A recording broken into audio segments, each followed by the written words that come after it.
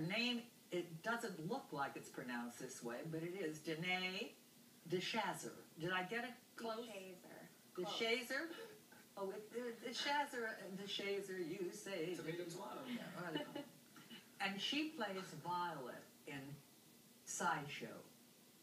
And in her real life, she manages to keep 2 full-time jobs and loves them both.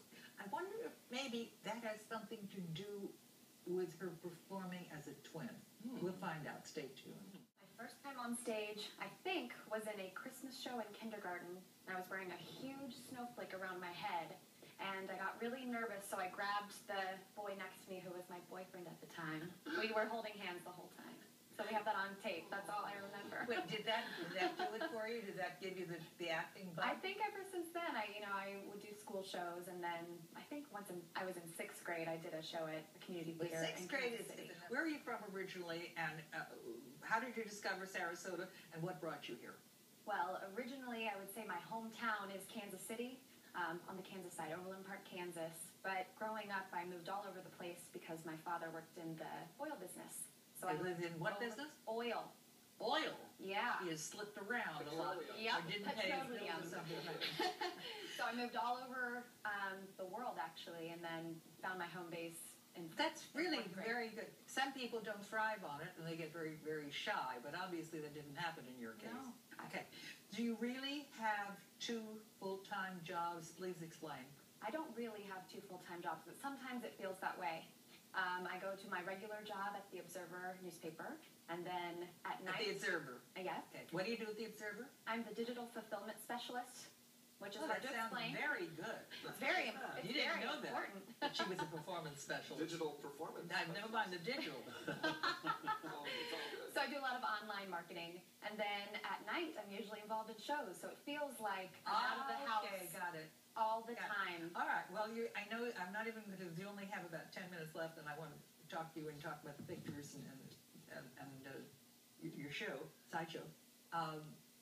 But I know you've been working like a little beaver in all the theaters in town, and I think that is what happens to good actors. They really keep working because there's a lot of theater in our wonderful community. I'm quite sure you were never a Siamese twin. I can figure that one out. No, by any chance, do you have a twin sibling? I don't have a twin sibling, no, but I have a little sister. You what? I have a little sister. She's 6 years younger than me. You cringed your face. You smack her around a lot? It's not the same as a twin. Is she much younger? She's 6 years younger than me. Oh, you can beat her up. I try. It has. You're currently reading a biography titled "The Lives and Loves of Violet and Daisy Hilton," which are the 2 Siamese twins. Tell us just a bit about it and about your reaction to it. In fact, maybe we should see the pictures first, and then you can tell us about it. Okay, can we see the first picture? Okay, are they they're identical looking? Right, they are. And what surprised me most about reading the biography is how enamored everyone was who saw them, not just because of their freak nature, but because they were so beautiful. Everyone said they're so beautiful, they're so put together, and that really kind of puts my my mindset for the show, is that they were always looked upon by everyone that they saw or that they met. And from a very small age, they were poked and prodded by doctors, and but always on display. Very interesting. Very interesting life. So different than any of us. Very interesting because of the time, the era. What was this period? Well, they were actually born in 1908 in England and then relocated to Texas. So then they were billed as the San Antonio Siamese 1908, because that was not a time for people who were there. Yeah, circuses and freak shows. Right. But the attitude was very, very different and hard. Very difficult for them, I'm sure. Next picture, please.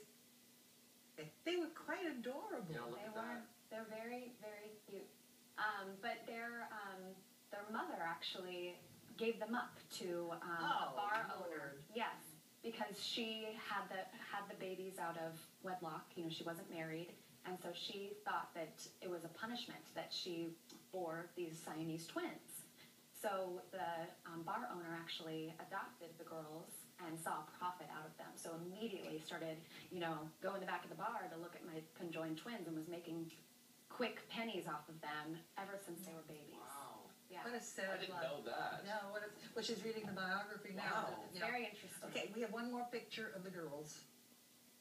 Okay. That's them a little bit older, but you can see they're short. You know, they didn't grow completely. They didn't grow terribly tall. But what's interesting is when they were babies, they were almost back to back, and then as they grew up, where they were conjoined stretched a little bit, so they were able to walk side by side. Does the biography talk about their adult life? Were they married? I haven't gotten there yet, but yes, they had many different loves and engagements, and you know, everyone was so interested in them, and people sometimes took them for granted. They sold tickets to one of them, their wedding. Yep, right? they did. I mean, they sold tickets. They had it at like a football stadium and sold tickets so they could see them getting married. Yeah. I don't know if you're aware of this yet because I haven't even started rehearsals. Right. But how are you going to create the illusion of Siamese twins? Do you know anything about that, Jeffrey? Well, there's lots of discussions, of course, and part of it really, because it's a really demanding show vocally. I mean, they sing everything, and almost everything is in harmony. So finding two... Everything's in harmony. Well, yeah, they're always singing. They're always, you know, so to find two people who can fit the vocal parts as well as with a little costume, a little makeup, some wigging, you know. And look alike. Look alike. And once they start the show, I don't know whether we will do it, but I know when they did it on Broadway, the actresses literally started on opposite sides of the stage. And during the opening, they came together and stood beside each other, and you never saw them apart after that. So whether we do something like that or not, it's just an it's an optimistic show, but then at the same point, it's very poignant. It's very touching about how we treat people that are different from us. Danae, did you start working with music as yet? I've been listening to it non-stop. As Jeffrey said, the music is beautiful. Do you have any that you said, in other words, could you sing a phrase or two? I don't know if I'm vocally warmed up, but I can try. I shouldn't ask anybody to sing in the morning. We're taping this in the morning. Who could love me as I am? Okay. Any of those little verses? Yes, or I will never leave you. Or that. Okay. Yeah. I will never leave you. I will never go away. We were meant to share each moment. Beside you is where I will stay. Evermore and always will be one though we're two. For I will never leave you. Oh my! Well, you see, when you and I didn't know it was we didn't even talk about we it did not. in the pre-interview because Okay. it is unfair to ask someone to sing in the morning and without vocalizing, without preparing. But I just had the feeling that from what Jeffrey said that you had a beautiful singing voice. And when that is the case, I really like my viewers to hear it because that's important.